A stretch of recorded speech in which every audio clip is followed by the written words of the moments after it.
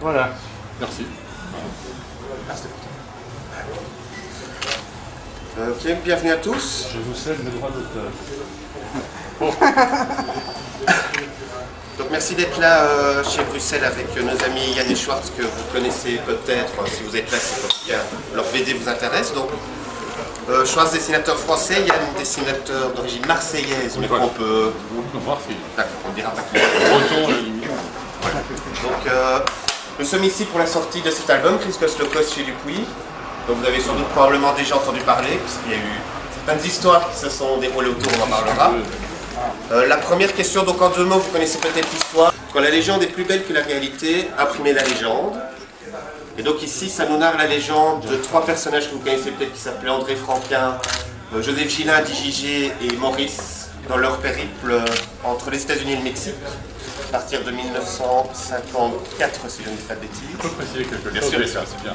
Cet album, qui s'appelle Gringos Locos, raconte les aventures picaresques et édifiantes de 3 individus qui s'appellent Joseph, Maurice et André. Voilà. Par la suite, on a rajouté un sticker avec écrit Sassy et on a mis un texte ici où on met des noms. Et au départ, toute la BD est en fait raconte ces individus qui ressemblent vaguement à des figures de BD emblématiques. Et donc ces figures des emblématiques... esprits chagrins, ivoires, des ressemblements. C'est leur problème.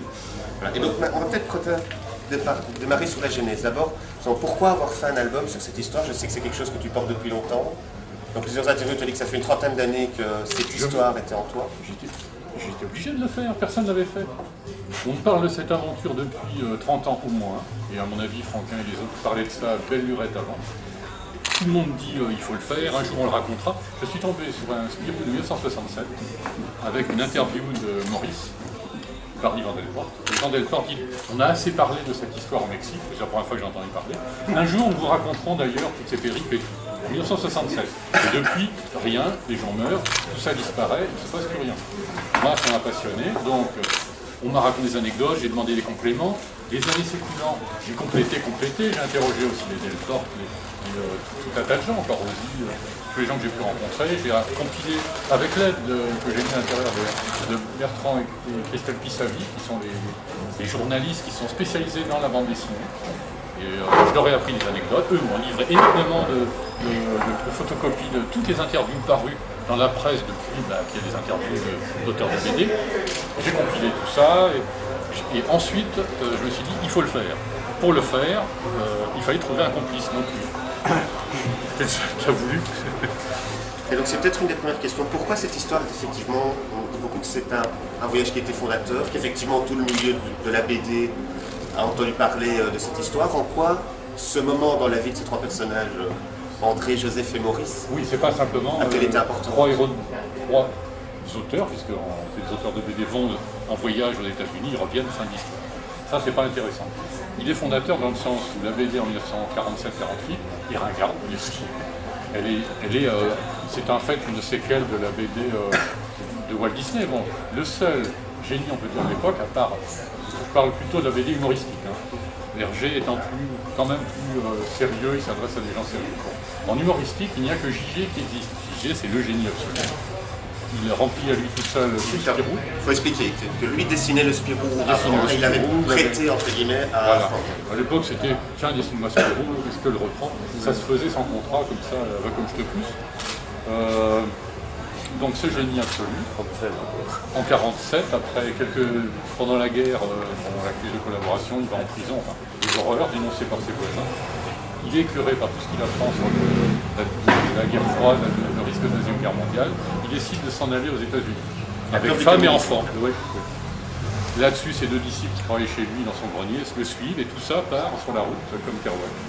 C'est génial. Donc il y a un côté très beatnik dans oui, c'est beatnik, c'est bon, sans un sou, en faisant des planches au fur et à mesure, en les envoyant, en recevant des mandats. C'est vraiment c'est une aventure, quoi. Là-bas, ils vont de désillusion en échec, en ratage, en tout ce qu'on voudra, sauf que c'est drôle. Quand Franquin racontait, c'était très drôle. Bon, il parlait des puces, du papier journal dans lequel il dormait. Enfin, il faut peut-être expliquer en 2 mots, pour ceux qui n'ont pas encore lu l'histoire, que leur but était, en tout cas pour Maurice... Pour Maurice, c'était d'aller de l'autre côté, c'est-à-dire ils avaient à New York, mais ils devaient traverser tous les États-Unis. À l'époque, en voiture, c'était 2 semaines. Pour aller chez Walt Disney à Los Angeles, par là, pour se faire engager. Comme ça, on y va, pouf, on est engagé parce qu'on dessine bien. ils arrivent directement, les studios Walt Disney ils licencient, donc c'était pas Parce que renseigné. Bambi, à l'époque, est un échec. Voilà. Ouais. Bon, donc, ils découvrent entre-temps que bon, le visa touristique expire, il faut qu'ils aillent au Mexique, puisque c'est le seul endroit où ils peuvent aller. Enfin bref, il faut lire l'album, mais c'est des désillusions et des illusions. Dans l'histoire réelle, en fait, ils vont aux États-Unis. Là-bas, ils rencontrent tous les dessinateurs modernes de la BD juive new-yorkaise, enfin les Kurtzman, etc. Et un personnage fabuleux qui s'appelle... comment il s'appelle ? C'est le mec qui fait Astérix. Ah non, Goscinny. Goscinny. Non, mais il était là pour me souffler. Donc bref, il rencontre un certain Goscinny, qui est absolument inconnu, qui essaye de percer, mais qui est plein d'humour, etc. Et tout ça, voilà.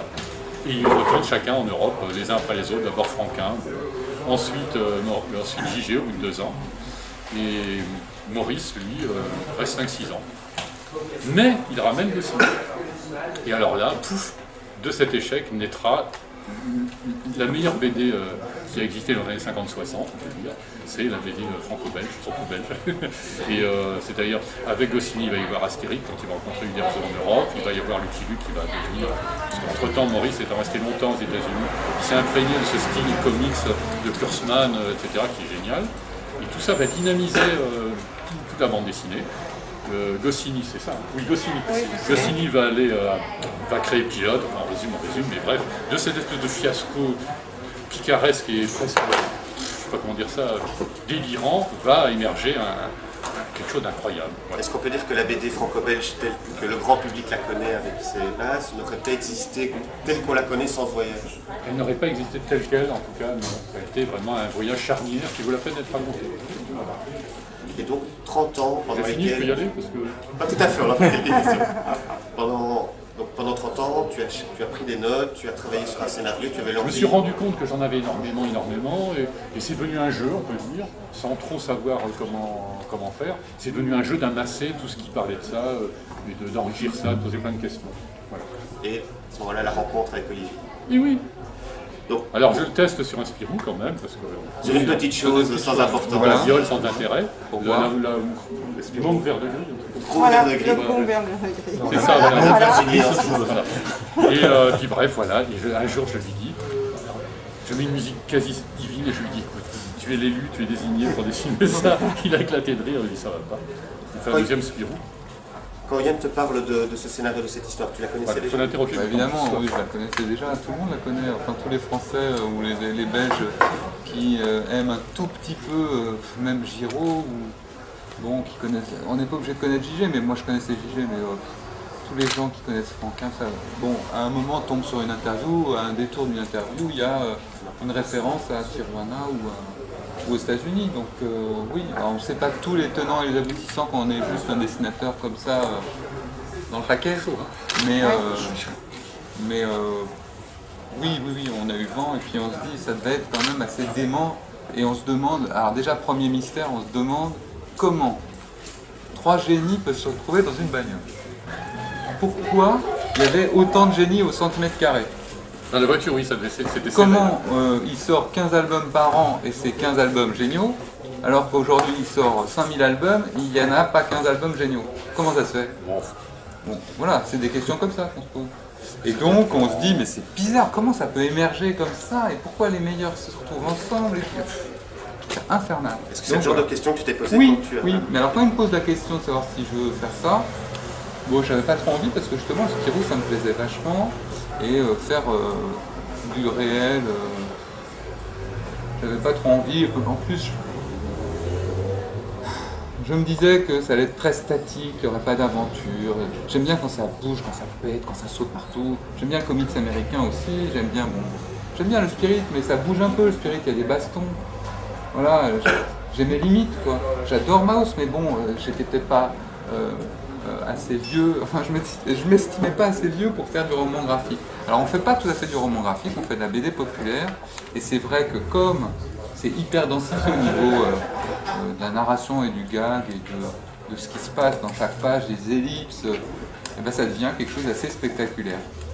Et ton style graphique, est-ce que c'est le style graphique d'Olivier qui De t'a là-haut. donné envie de mettre... Oui, de là-haut, comme ça, pour voir le... C'est ce que c'est le style graphique d'Olivier avec lequel tu as travaillé sur le Comte Verdot qui t'a donné envie de faire enfin atterrir cette histoire. Oui. Il y avait une évidence entre son Oui. style et... Bah, quand on attend 30 ans, on peut attendre 10 ans de plus. C'était pas urgent, hein. Bon, mais là, je me suis dit, c'est le bon moment.